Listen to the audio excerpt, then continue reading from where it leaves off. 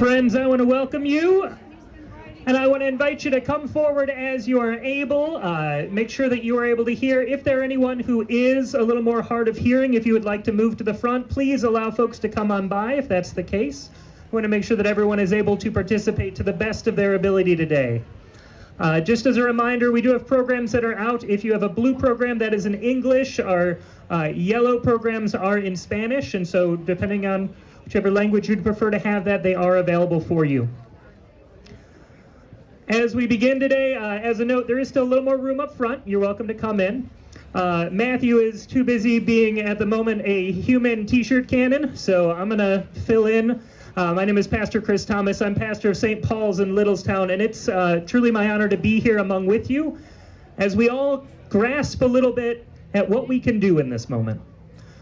Today, as we gather, we know that there are those in Ukraine who are continuing to live under terrible, terrible conditions, who are experiencing pain, who are experiencing a lack of the basic human needs that we all can take for granted daily here.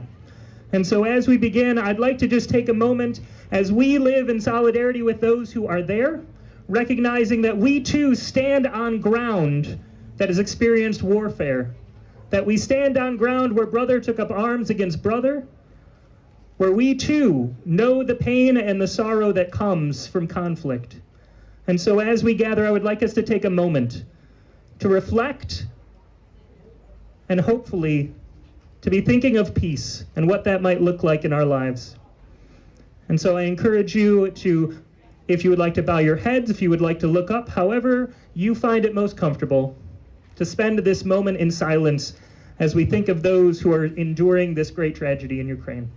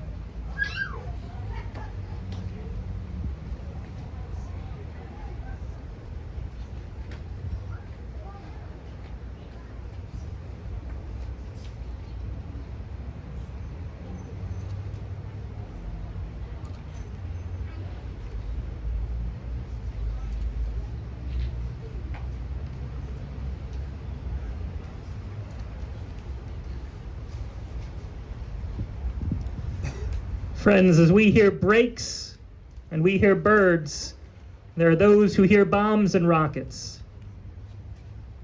As we hear laughter and commotion, there are those who hear bullets. Let us be thankful for the gifts that we have, and let us take this time to think of how we, in our own personal ways, can be of impact and help to those in need. At this time, I would like to invite forward Jim Crute, along with his daughter Melissa, who's going to be sharing a little bit about their own experiences with Ukraine.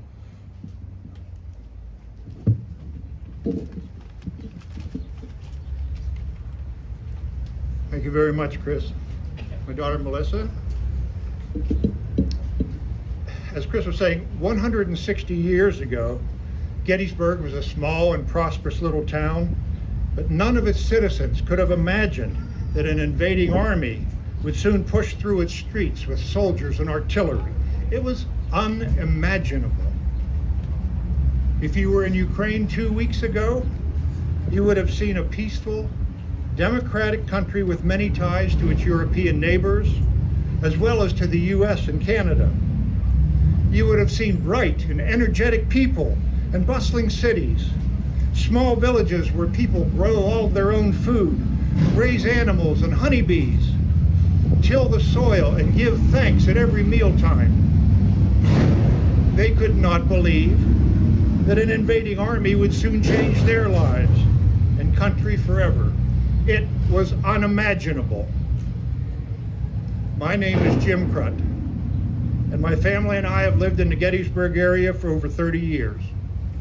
Both sets of my grandparents are Ukrainian, and we have relatives still in Ukraine. It's freezing in Ukraine now. Snow has recently fallen along with the bombs and the artillery and the rockets.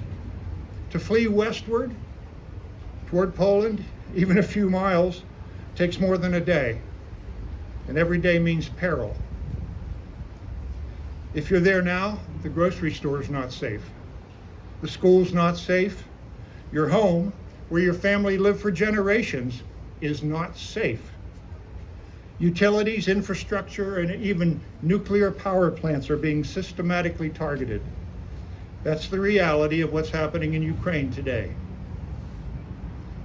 I want to thank the generosity and humanity of the people of Poland and other nations for helping over 1 million Ukrainians, refugees, cross the border in less than a week. That's fantastic. At least one of my cousins has fled across the border through Poland with her young children. Her husband and parents are still at home,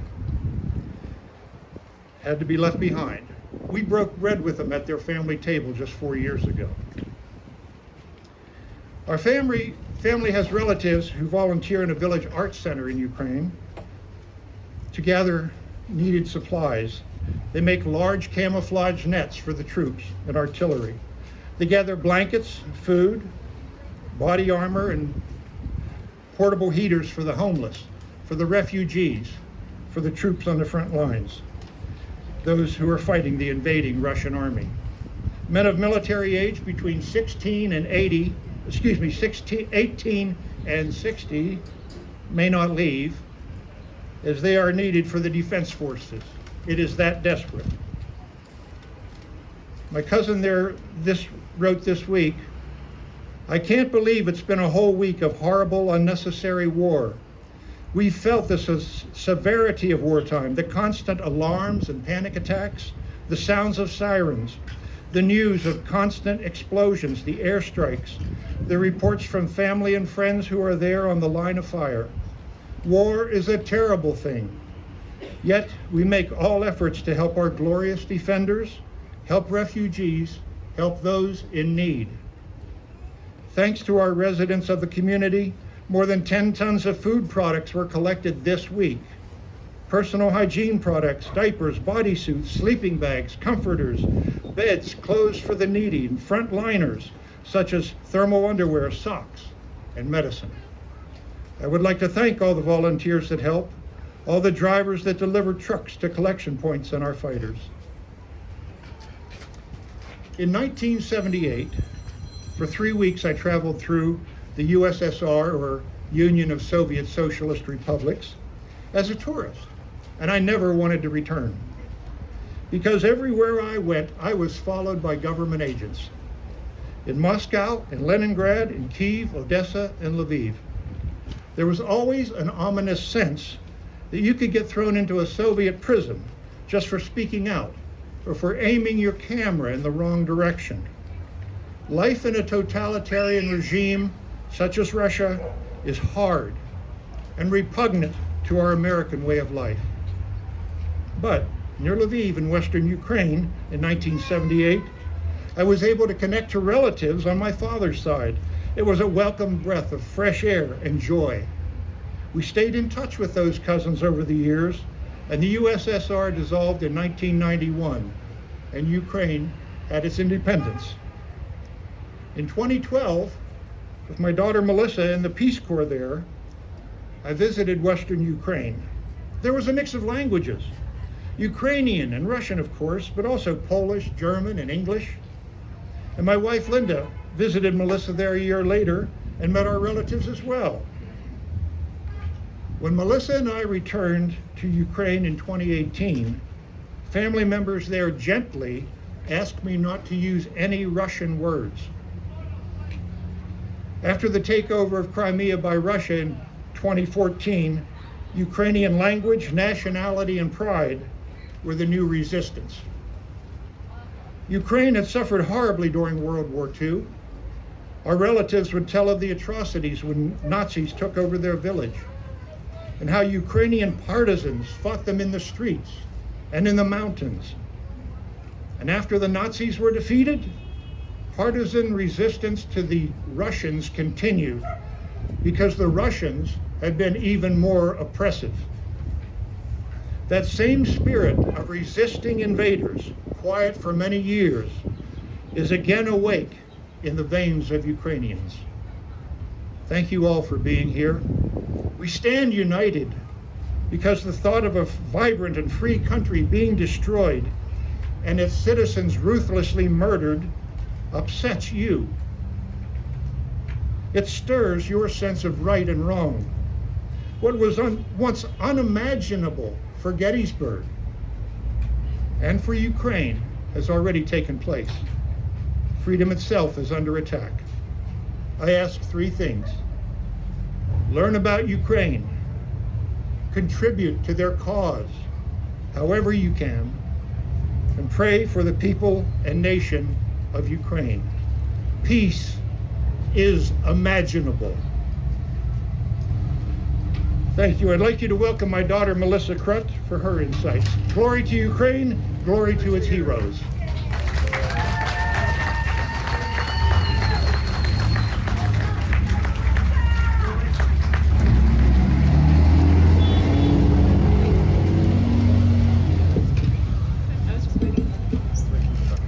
Шановні гості, дякую, що ви прийшли сьогодні.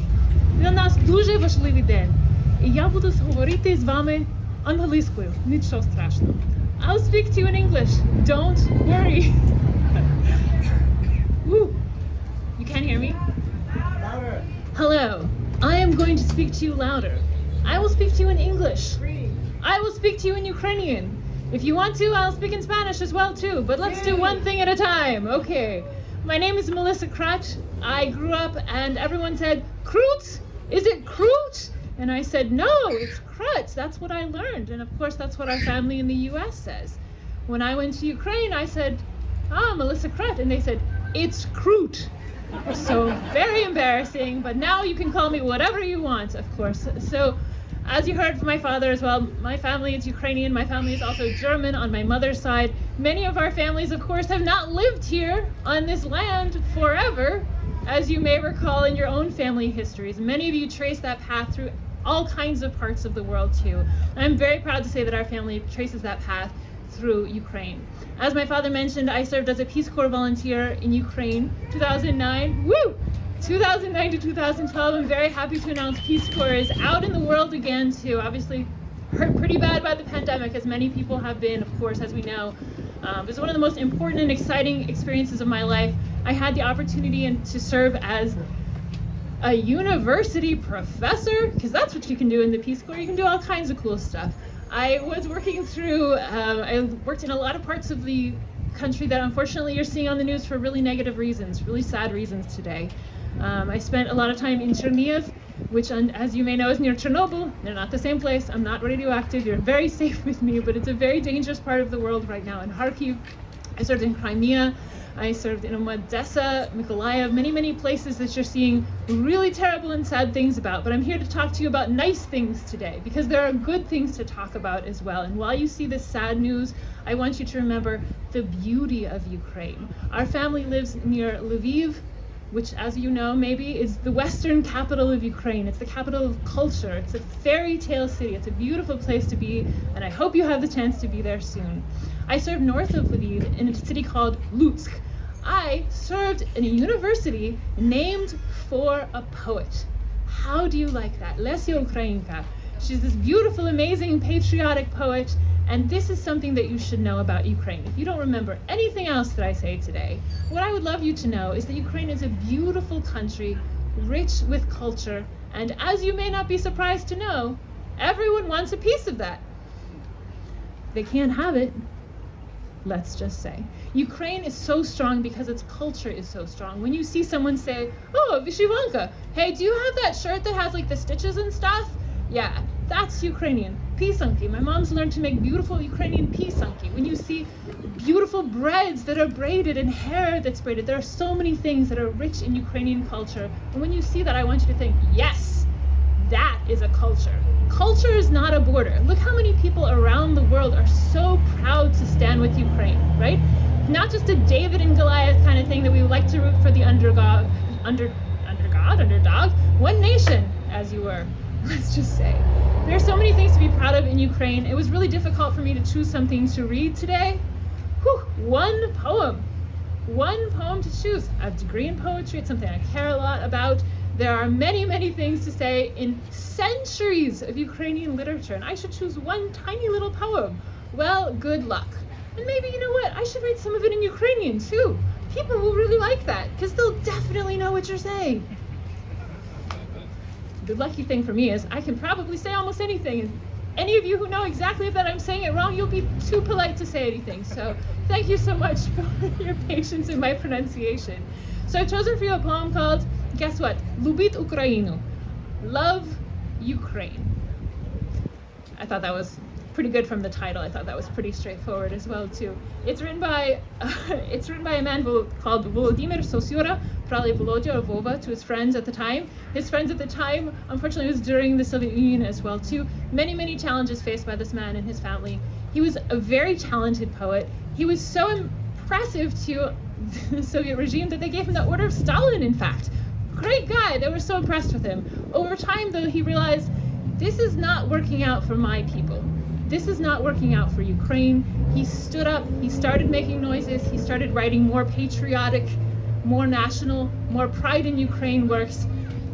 Didn't go well for him, didn't go well for his family, but his work survives. And so the reason I wanted to bring this to you, Love Ukraine, is because it celebrates the beauty of Ukraine. So I'm gonna give you a few verses of this in Ukrainian, and then I'll give you the rest in English. I think it's also fair to say this is a piece that has many, many iterations. It's published, and then it was a cleaned up publication. Any of you who are editors or have ever worked in the writing process, you know, even once you put something down on paper, it doesn't stay there forever. People come in and say, I think I knew what you meant to say actually, and they change it. And so you will find many, many versions of this poem in the known world, but Lubit Ukrainu, please do look it up. It's a beautiful one. Lubit Ukrainu, Volodymyr Sosura.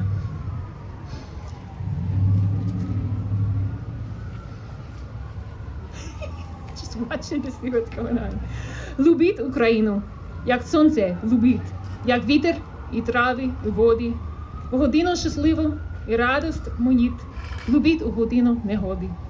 Любіть Україну у сні і наяву, вишневу свою Україну, красу її вічно живу і нову, і мову її соловину. Любіть у труді, у коханні, у бою, в цей час, як ходять батареї. Всім серцем любіть Україну свою, і вічні ми будемо з нею. Love Ukraine. Love as you would the sun, the wind, the grasses, and the water together. Love her in happy hours when joys are won, and love her in times of stormy weather. Love her in happy dreams, and when awake. Ukraine in spring's white cherry blossom veil, her beauty is eternal for your sake. Her speech is tender like the nightingale. As in a garden of fraternal races, she shines above the ages. Love Ukraine with all your heart, and with exultant faces, let all your deeds her majesty maintain. For us, she rides alone on history's billows. In the sweet charm of space, she rules apart. For she is in the stars, is in the willows, and in each pulse beat of her people's heart. In flowers and tiny birds and lights that shine, in every epic and in every song, in a child's smile, in maiden's eyes divine, and in the flags far above the throng. Youth, for her sake, give your approving laughter, your tears, and all you are until you die. For other nations you'll not love hereafter until you love Ukraine and hold her high. Young woman, as you would her sky of blue, love her each moment that your days remain. Your sweetheart will not keep his love for you unless he knows you also love Ukraine. Love her in love, in labor, and in fight, as if she were a song at heaven's portal. Love her with all your heart and all your might, and with her glory we shall be immortal. Дякую дуже за увагу. Gracias por su apoyo. Thank you so much for your support and your time. Slava Ukraini. If I say Slava Ukraini, you say Heroam Slava, means glory to Ukraine, and you say glory to her heroes. Glory to Ukraine! Slava Ukraini! Heroam Slava! We'll work on it, no worries. Thank you so much. Stand up to each other real quick. Stand up here.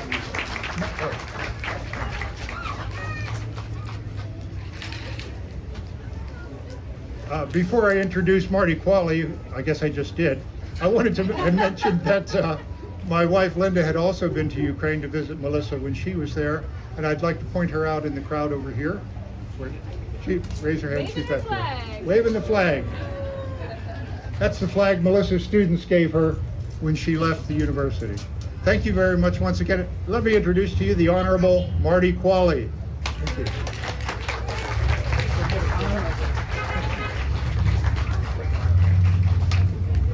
I'm not sure I've ever been called the Honorable Mr. Qualley. I am Marty Qualley. I'm one of your Adams County Commissioners. Well, I will speak up as much as I can for this microphone to get there. Is it getting there yet? All right. All right, then I'm going to be, I apologize for not looking at everyone then, because I'm going to be right on this sucker to get it done. I am one of your county commissioners, and I wanted to welcome all of you here today. This is just such a great crowd coming out today. This is not just awesome, but this is awe-inspiring to see the care that our community has for many people who we don't even know right now. So I can't express how proud I am of who we are as a community. I do want to take a moment to thank Matt Anselmi for organizing this event. When he asked me to give a few remarks here, I asked Matt if he would humor me in one regard, and that is that during this vigil, I'm going to ask that we say our own Pledge of Allegiance. I ask that because as a county commissioner, when we are making important decisions that are going to affect many lives, we do it in public, and we start with the Pledge of Allegiance. Not out of a knee-jerk national reaction to this is who we are, but to make us focus. To focus on how important the decisions we're going to make are, how lives are going to be affected by these decisions. Right now, in Ukraine, in the world, here, we are having decisions thrust upon us. And we need to take the time to deliberate, to conscientiously think of how we are going to react, what we are going to do in response. This is a great start for our community. And I can think of no better place in America than in Gettysburg, as Mr. Krett alluded to. We've seen strife here, we've seen division. Here in Gettysburg, in the shadow of the Wills House, a place where if you can't rededicate yourself to justice, I don't know if there's a place in America that you can. So if you would please join me, there is a flag in the center of the square. As you are able, I pledge allegiance to the flag of the United States of America and to the republic for which it stands, one nation, under God, indivisible, with liberty and justice for all. Thank you very much for that. And really, it's the closing that matters most to me today. That indivisible, for liberty and justice for all. Of course, in America today, liberty and justice and freedom and indivisible are terms that we all don't always agree on. But I think today we can agree that liberty and justice for Ukraine needs to be paramount. When I speak about justice in Adams County and this different definition, I can say that there are a lot of familiar faces I see in the crowd today. A lot of new faces too, but a lot of familiar faces that saw that liberty and justice meant that in 2018, we filled the square up for women's rights. In 2020, we filled the square to fight for racial justice. And today, here we are fighting for peace and justice, for liberty, for a country that many of us haven't personally experienced. I find that so powerful. I am honored to be able to speak here today. And while we talk about today, the 2020, 2022, we talk about previous fights we've had here. and how we've all come together, I am proud to see that we don't see the Ukrainian struggle as just theirs. It's our struggle as well. We have to raise up our voices. We have to raise up their voices. But we must do this together. We cannot let them be alone in this. If we silence voices, these free speech, as we learned about the history of Ukraine, when you silence these voices, there is no freedom. And when there is no freedom, there is no justice. We live in a country that is so focused on that. And yet here we are facing these uncertain times. But we can't let that uncertainty silence us. We must continue to have our voices heard. We must continue to listen to Ukrainian voices. And they've taken one of my lines as well, but I'm glad we are being very consistent in this, because before I introduce Elizabeth Meehan, I just want to say, glory to Ukraine. Glory to the heroes. So thank you all for your time today. I'm going to introduce Elizabeth Meehan. She works for a local company in Adams County that has offices throughout Eastern Europe. They do have an office in Kyiv, and she is going to share some voices from staff members who are in Ukraine. Thank you.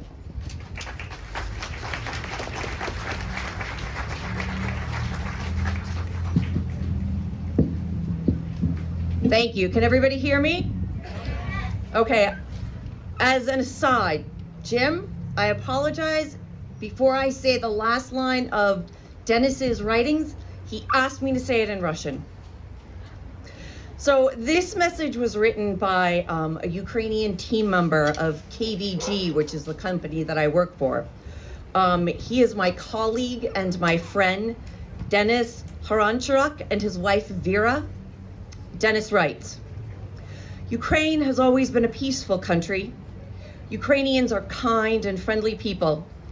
But on February 24th, 2022, early in the morning, the inhabitants of our country were woken up by explosions. Russia attacked us. Russia began shelling our cities and sending its troops into our country of Ukraine. Every day, Russia's aggression grows. They bomb our houses, our kindergartens, schools, and hospitals. They shoot unarmed families with small children, ambulances with wounded people, houses and shopping districts. They kill our civilians. They kill our little children. Newborn babies become orphans from the first days of their lives. Women give birth to babies on dirty floors in bomb shelters. They blow up our animal shelters and tell the people of Russia that they are saving us, but we don't need their salvation. Entire cities are completely destroyed. Roads and historical buildings are destroyed, but most importantly, human lives are destroyed. Yet in this difficult time, the people of Ukraine stand up to protect their homes and their families. We are protected not only by our army, but also by ordinary citizens who take up arms and give their lives for our freedom. In this terrible time, we see how wonderful people can be. Almost the whole world supports us. People donate huge amounts of money and send humanitarian aid to us. They are ready to clothe, feed, and shelter people who are trying to protect their families from war. And this is simply priceless. We are horrified by what is happening in our country, our home. We don't know what the future holds. We have lost everything that we have worked years to create. All of our efforts put into our country, and now many Ukrainians have lost their home. But at the same time, we are also simply stunned by the kindness of people of the world are showing. We have received tremendous support from the different parts of the United States and many countries of the European Union. And for this, we are eternally grateful. Thank you to everyone who has supported us during this difficult time. Slav Ukraine! Russia voyenya karavla! Idya nyakwi!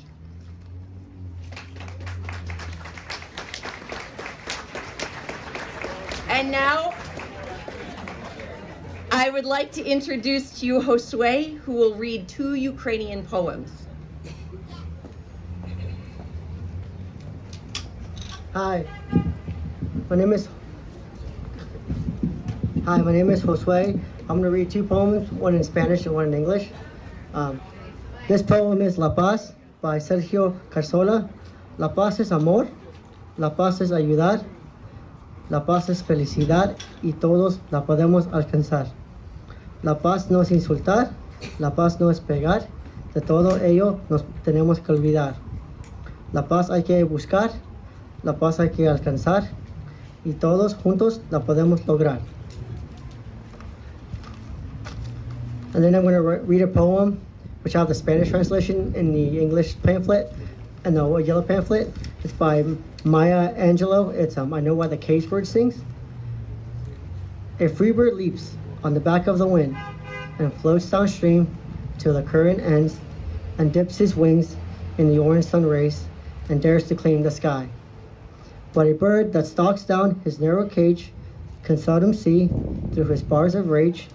His wings are clipped, his feet is tied, so he opens his throat to sing. The cage bird sings with a fearful thrill of the things unknown but long for still, and his tune is heard on the distant hill, for the cage bird sings of freedom. The free bird thinks of another breeze, and the trade winds soft through the sighting trees, and the flatworm waiting on a dawn bright lawn, and he names the sky his own. But a cage bird stands on the grave of dreams, his shadow shouts on a nightmare scream, his wings are clipped and his feet are tied, so he opens his throat to sing. The cage bird sings with a fearful thrill of things unknown, but long for still, his tune is heard on a distant hill, for the cage bird sings of freedom. And now I'd like to introduce Matt's son, who will talk about his experiences.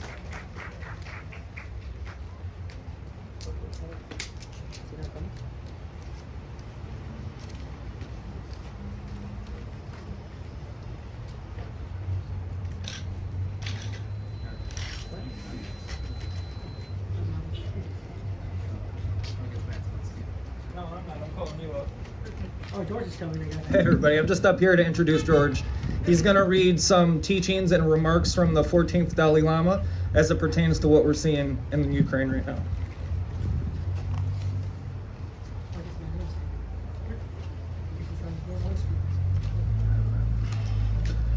Hi guys, my name is George. So I'm going to read some teachings from the Dalai Lama. He posts about once or twice every month, and his teachings kind of go forth and leading up to me ending with his response to what's happening in Ukraine. So from the moment of birth, every human being wants to discover happiness and avoid suffering. No difference in our culture, our education, or our religion affects this. From the core of our being, we desire joy and contentment, but so often these feelings are fleeting and hard to find. The ultimate source of happiness is within us, not money, not power, not status. Some of my friends are billionaires, but they are very unhappy people. Power and money fail to bring inner peace. Outward attainment will not bring real inner joyfulness. We must look inside. Materialistic values cannot give us peace of mind, so we really need to focus our inner values, our true humanity. Only this way can we find peace of mind and more peace in our world. A lot of the problems we are facing, like war and violence, are our own creation. True compassion is not just an emotional response, but a firm commitment founded on reason. Therefore, our compassion for others does not change, even if they behave negatively. Our sense of responsibility gives rise to a wish to help others actively overcome their problems. We may sometimes feel that we can't do much as individuals, but humanity is made up of individuals. Together we can make a difference. As individuals, we can influence our own families. Our families can influence our communities, and our communities can influence our nation. One of the comments that guides my life is to promoting human values based on common sense and scientific findings. What we need is more self-confidence, which comes from concern for others' well-being. The real source of inner strength and self-confidence is warm-heartedness. And now this is his response to what was happening or currently happening in Ukraine. This is from February the 28th. I have been deeply saddened by the conflict in Ukraine. Our world has become so interdependent that violent conflicts between two countries inevitably impacts the rest of the world. War is outdated and nonviolence is the only way. We need to develop a sense of the oneness of humanity by considering other human beings as brothers and sisters. This is how we would build a more peaceful world.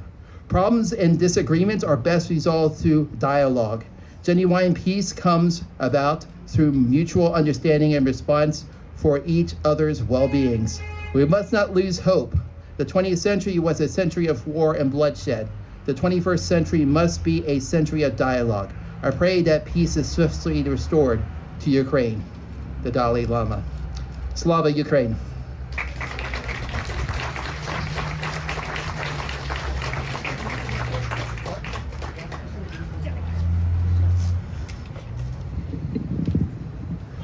Friends, at this time, we'd like to invite anyone who'd like to come forward to share what's on their mind, to share their own wisdom in this moment, what is getting you through this, that we can, as a community, lift one another up, inspire one another to action, and of course, comfort one another in the midst of this carried grief. Okay.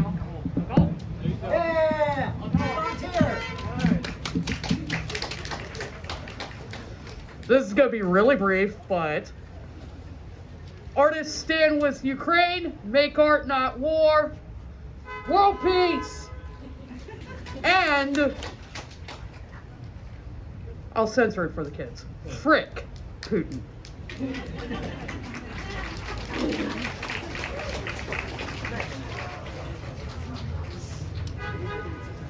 I was originally born in Ukraine, and I was born in Donetsk, which one was crucified in 2014. So I don't have anymore. My motherland is Donetsk. And then my mom was moved with all her promotion to Kyiv, capital of Ukraine, where I was continuing my life. I'm traveling to Ukraine almost 22 years from the moment I immigrated to United States. And I immigrated because in 1991, I saw tanks in Moscow when the Soviet Union collapsed, and I said, it's time to get out because they will smash us. I never will forget this moment, how I terrified from this moment. And I said, I need to do everything. All my immigration process took 26 years. It was hardest way in my life. But guess what? I will never give it this experience. I fight it for the justice and I fight it for the freedom. And I want to get out from where the bugs, where the listening, where the fallen, where the prisons, where you don't have any rights and you are slave of the government wills. And you know what? They started this long time ago, 300 years ago. Almost. This is the long way to treat Ukraine is a very, very like a dust, like a dirt. They never stop. It was during revolution when they invite us in 1922 for the Soviet Union. After they did assassination of the Nicholas family, how they could do this. Then they was ugly to us during Stalin's time. Then they was ugly during war, World War II, and they still think they are winning World War II without United States and the whole allies. No, Russia, you didn't win this war. It's a World War II, but not your war winning, which they say it's a Russian winning. No, I absolutely disagree with their opinion. And they try to stay in Red Square and promote how we for the peace. We peace, where's the sniper was? But how we for the peace and what you're doing right now with Ukraine. So these people full of rage, full of hateness, and special from 2014, they never left us alone. They constantly terrorize. My mom right now struggling in Kiev under this all threatening shakes. I'm constantly in contact with all my friends. We have a little bit brainstorm some things which one we would like to raise for everybody. I have little bit draft make copy for you, but I just would like to say everything what happened, it's atrocity. And we have one, first, eliminate all Russian banks from SWIFT. All, they still not all eliminated. Second, only about 10 Russian oligarchs have been sanctioned. Sanction all of them. Third, sanction all countries aiding and abetting Russia, Maldives, Cyprus, Belarus, because they have all of this money hiding in Cyprus and Maldives. 4, track down Russian money laundering. 5th, expel all Russians in the United States from student visa and visiting visa. They not deserve this because they supporting the government of the killers. 6, stop importing Russian oil and gas. We, unfortunately, it's 8%, but 8% of the gas and oil bring $700 million every day to Russia. The same like India will still buy the oil from Russia, and also China and Venezuela and Cuba probably, but we need to eliminate this. And all Russians friends right now, all my Russian friends, I have PhD in musicology. I graduated from Kiev Conservatory and was professor in Kiev Conservatory. But I left everything behind just to be with freedom and with the justice. And all my friends right now, they everywhere after they was refugees, they in Jordania, they in London, then in Germany, over these 2-3 days, and they all begging me, Natalie, ask for everybody's apply and say senators or to the congressmen, or just spread to the world. We need to close the sky, because if Putin will take the Ukraine, the next step is Pre-Baltic and Moldova. And this can stir whole world. This is really what they ask me. I was not ready to speak. I just sit quietly because I'm suffering from panic attacks, but thank you for put up with my accent. Thank you for what I say in this first. And then,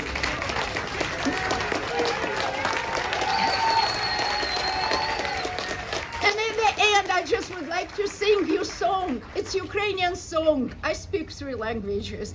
And I would like to sing you this song. It's about the spring, and when young couple ready for the wedding, and when they come in the circle, and they try to choose the best heart for themselves. So, десь тут була подоляночка, десь тут була молодесенька, тут вона сіла, тут вона стала, тут вона прибала, 10 не бувала, 10 не бувала. Ой, устань, устань, подоляночка, ой, устань, устань, молодесенька, ми своє личко біленьке, біжи до Дунаю, бери молоденьку, бери ту, що з краю.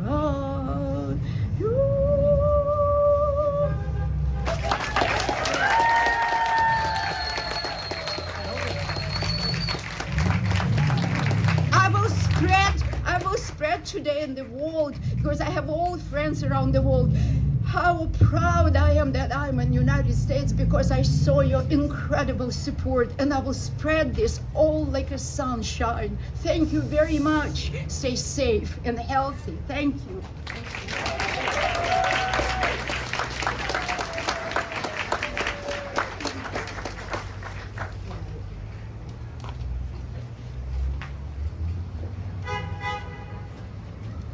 Did we have anybody else that wanted to say a couple of words? I know I had a few people come up to me before it started, but I know it's a little chilly. You'd like to say something? Come on up.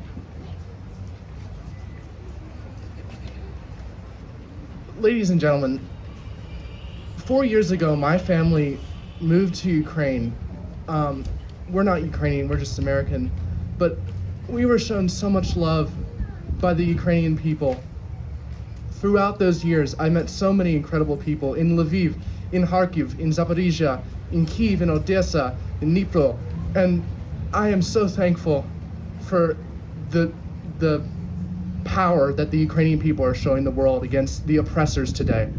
Because today it's in Ukraine, tomorrow it's in Europe, and then it's in America. We need to stand up to this war, and we need to support Ukraine. Ukrainians are freedom-loving, God-fearing people who do not deserve any of this. No matter what, the people of the United States need to stand with Ukraine. We need to stand against Putin, and we need to put more sanctions. So, Slava Ukraini, and God bless you all.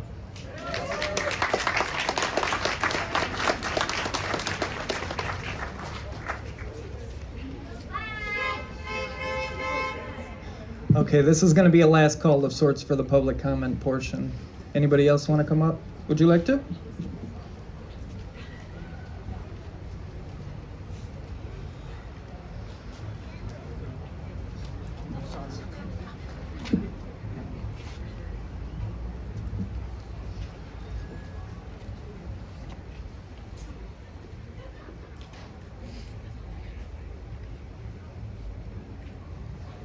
One word. People. People who need people. We stand together for people who are having a dire time. Yet amongst us, we have strife, disregards for people based on such trivial matters as color, gender, language. They're not like us. Guess what? What do you think Russia is going after the Ukraine for? They're not like us. So let's carry home this lesson. People stand together. No matter who is next to you, we stand together. A belief of love, hope, charity, and open-mindedness for all, and a commitment to help people who are hurt. Thank you.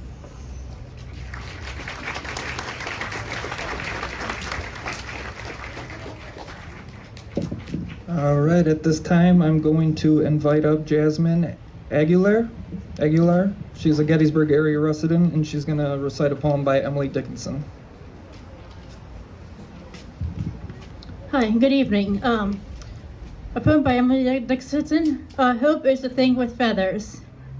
Hope is a thing with feathers that perches in the soul and sings the tune without the words and never stops at all. And sweetest in the gale is heard, and sore must be the storm that could have bashed the little bird that kept so many warm. I've heard it in this chillest land and on the strangest sea, yet never in extremity it asked a crumb of me. Thank you.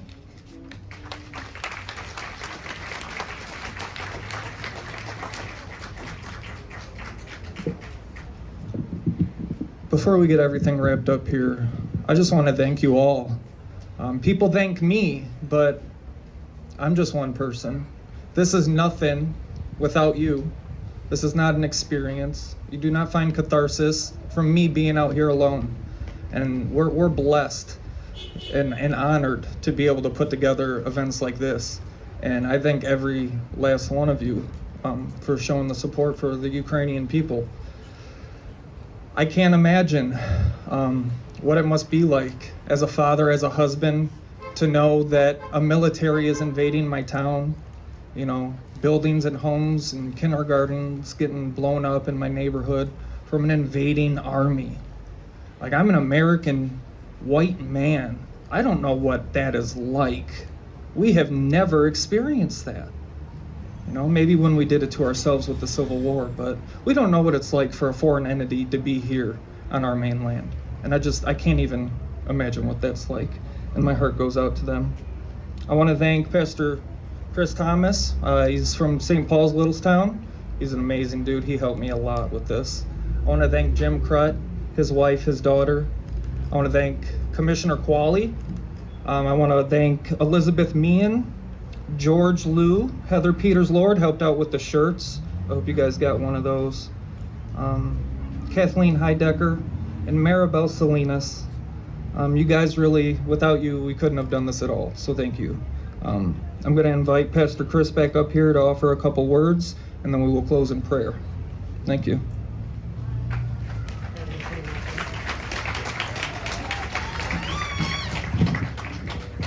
Thank you, Matt.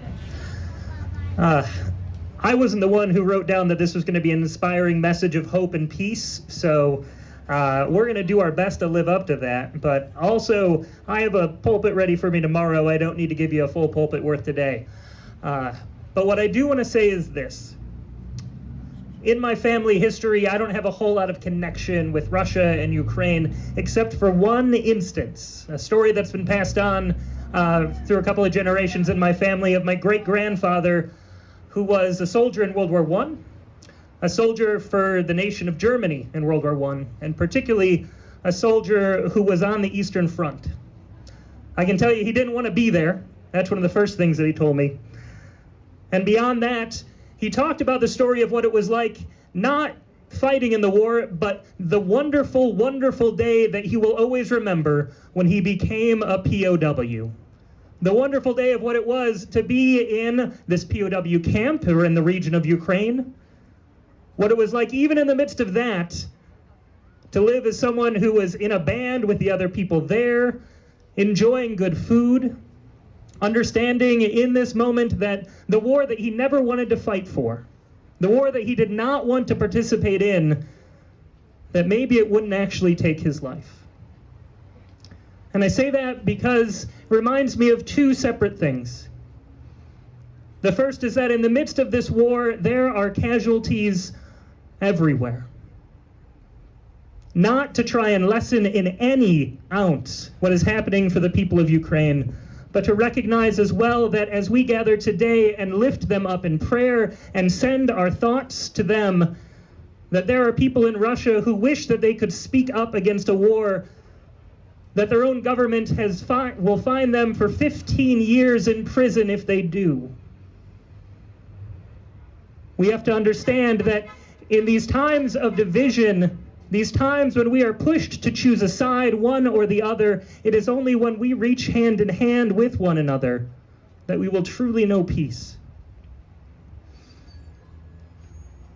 As many of you probably throughout the last couple of days have started my day pretty much with a usual routine. I wake up, I grab my phone, I type in the words Ukraine updates, and I read what's on the news.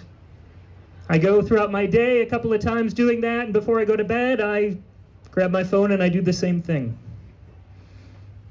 And in the midst of it, I've been trying to figure out what this feeling inside me is to do. What can I do with this desire to help, this need to do something, and yet at the same point feeling like I cannot? And I heard a poem that helped me to at least put words to this feeling in another way. And I wanted to share that with you today. This is from Ukrainian poet Ilya Kaminsky, and it's titled, "We Lived Happily During the War. And when they bombed other people's houses, we protested, but not enough. We opposed them, but not enough. I was in my bed. Around my bed, America was falling, invisible house by invisible house by invisible house. I took a chair outside and watched the sun. In the 6th month of a disastrous reign in the house of money, in the street of money, in the city of money, in the country of money. In our great country of money, we forgive us, lived happily during the war.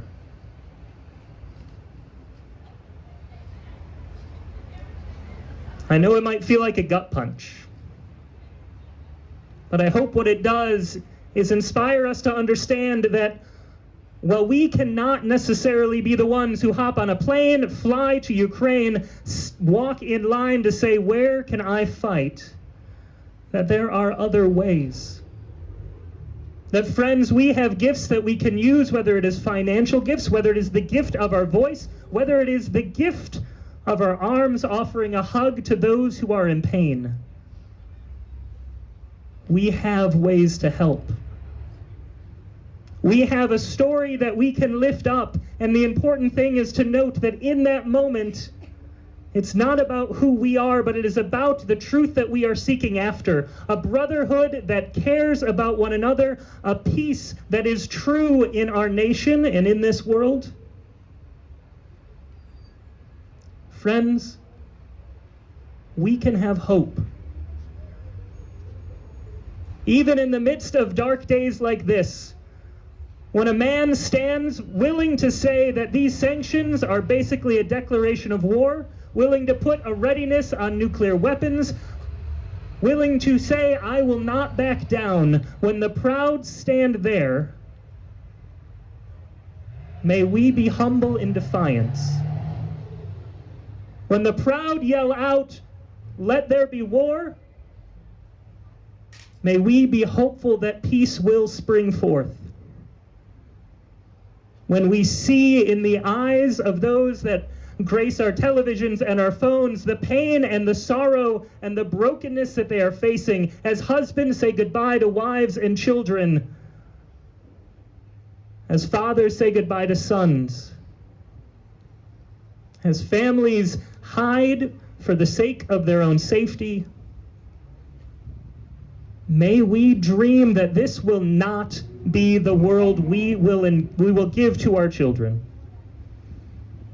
May we be resolved that in this time that we will not back down, that we will not just live happy during the war, but that we will be willing to give, we will be willing to speak, we will be willing to move, and above all, that we would be willing to love. As we gather together tonight, we do so knowing that there are many of us who probably share different backgrounds of faith. And so what I would like to offer at this time is an opportunity for us to gather and to seek counsel from that which we look to. May we lean into those things of faith, those moments that help us to find grounding and reason in this crazy world. And may we care for one another in this time. As we pray, I invite you to bow your heads if that's what you're comfortable with. Raise a hand if that's what you're comfortable with. Eyes open and to the sky if that is what you are comfortable with. But let us take this moment, gather in peace, and seek counsel and comfort.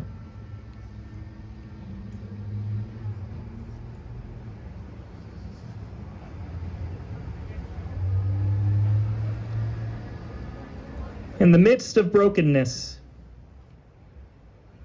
we search for peace. In the midst of sorrow, we search for joy. In the midst of despair, we seek hope. Help us that in these moments that we could find it, that we could inspire it in one another, that we could feel it in the world around us. Encourage us and strengthen us.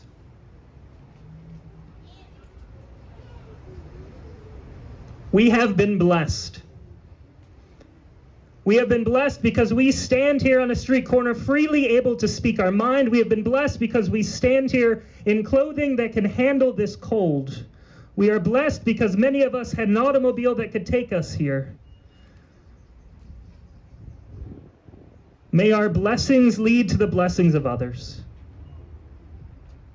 May we be generous for those who are suffering, particularly for those who suffer in Ukraine.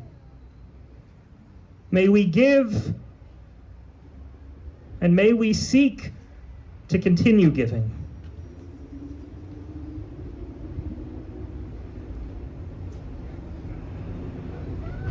When brother fights against brother, when those things that separate and make us different become far more important than those things that are truly there to bind and unite us, when our shared humanity falls away and the only thing that matters is the color of a flag, the pattern of fatigues, the language we speak, the person we love. May we instead turn and embrace. May we not be driven to division by those who speak loudly, but instead listen to the quiet voice that calls us to love. May we find the encouragement we need.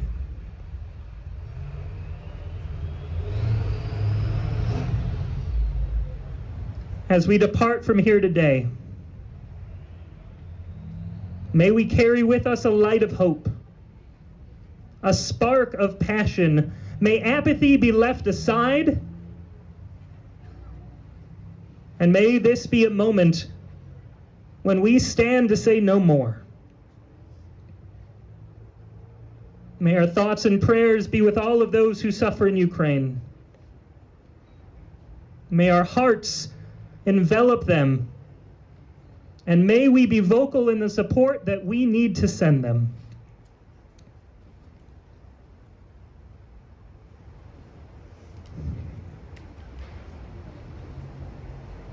We have been given gifts.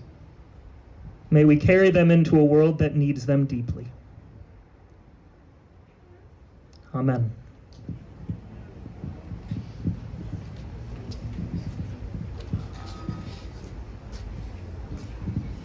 All right, everybody.